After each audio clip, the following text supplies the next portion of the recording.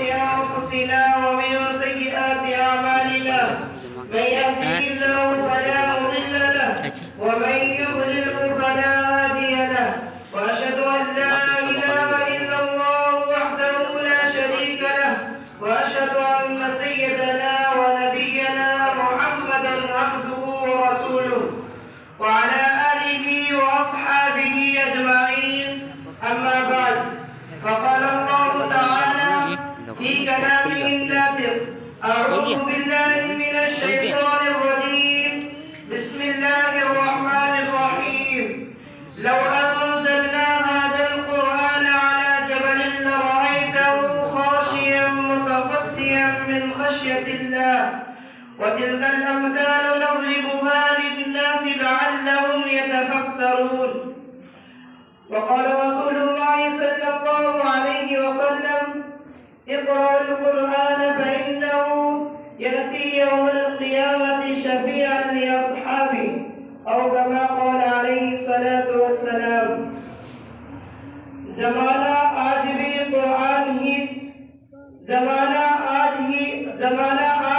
قرآن ہی سے فیض پائے گا.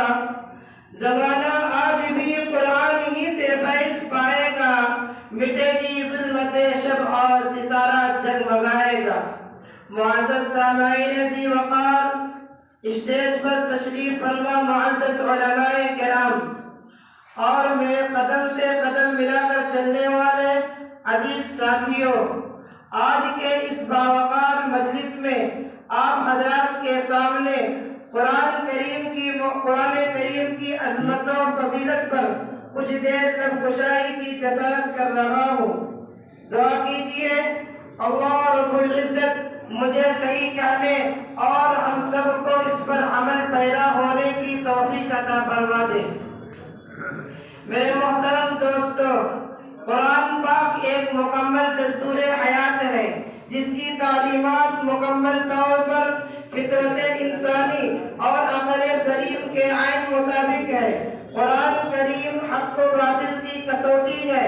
قرآن کریم کی تعلیمات سے عرب قوم ایسی طاقتور ہو گئی کہ اس کے آگے قیصر و کسریٰ، روم و فارس سب سرنگو ہو گئے.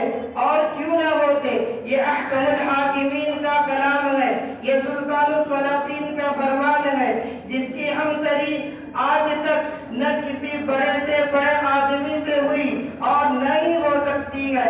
اسی طرح کسی انسان کا کلام اللہ کا کلام کے کلام کا مقابلہ بھی نہیں کر سکتا. نبی اکرم صلی اللہ علیہ وسلم کا فرمان ہے: فضل کلام اللہ علی سائر الکلام کفضل اللہ علی سائر خلقہ. یہی تو وجہ تھی جب حضرت اکرمہ رضی اللہ تعالیٰ عنہ کلام پاک کو تلاوت کے لیے بولتے تھے تو بیہوش ہو کر گر جایا کرتے تھے اور ان کی زبان پر یہ کلمات جاری ہو جایا کرتے تھے: ھذا کلام ربی، ھذا کلام ربی. یہ میرے رب کا کلام ہے، یہ میرے رب کا کلام ہے، میں اس کو اپنی زبان سے کیسے ادا کر سکتا ہوں. یہی وہ کتاب ہدایت ہے جس کے نازل ہونے کی خوشخبری تمام سابقہ انبیاء علیہ السلام نے دی. یہی وہ خدائے کلام ہے جو لوح محفوظ میں ہے، جو جس کے لیے مقرر ترین فرشتے معمور ہیں. یہی وہ دستور حیات ہے، یہی وہ آسمانی دستور حیات ہے جو کبھی مٹایا نہیں جا سکتا. یہی وہ قرآن ہے جس کے وزن کو اٹھانے سے زمین و آسمان اور پہاڑوں کی چٹانوں نے انکار کر دیا.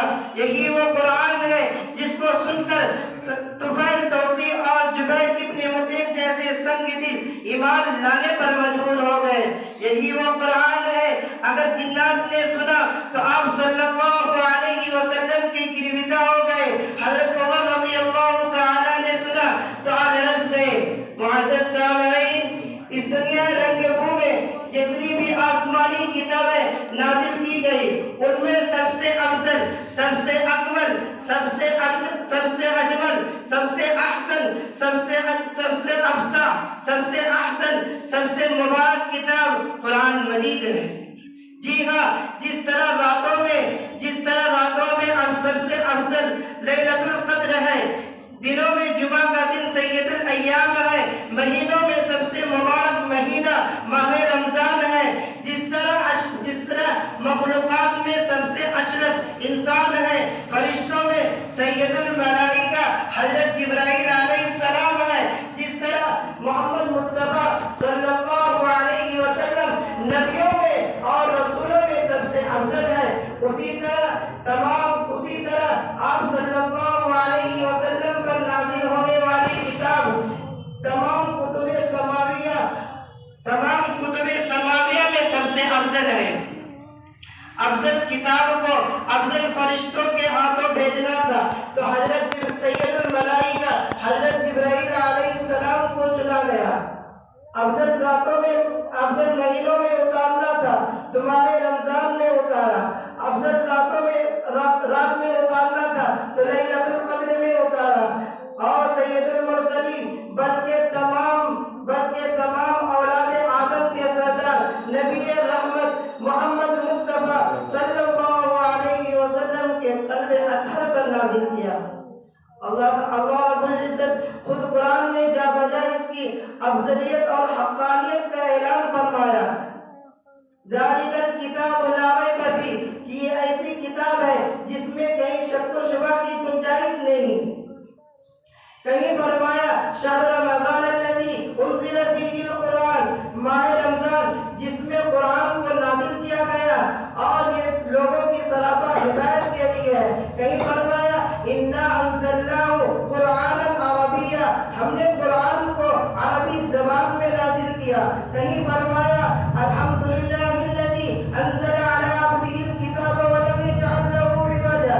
کہیں فرمایا قل لئن اجتمعت الانس والجن علی ان یأتوا بمثل هذا القرآن لا یأتون بمثلہ ولو کان بعضهم لبعض ظہیرا۔ کہیں فرمایا انا نحن نزلنا الذکر وانا لہ لحافظون، ہم ہی قرآن کو اتارے ہیں اور ہم ہی اس کی حفاظت کرنے والے ہیں۔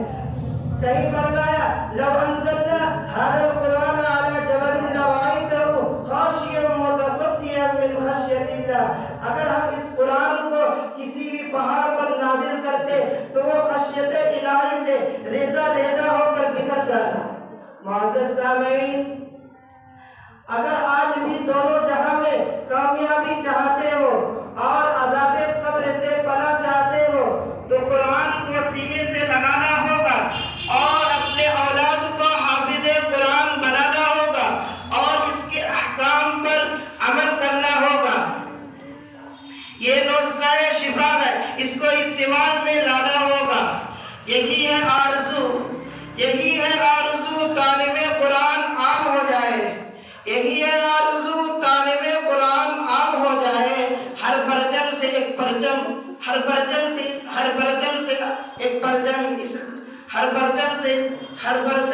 پرچم اسلام عام ہو جائے۔ آمین یا رب العالمین۔ السلام علیکم۔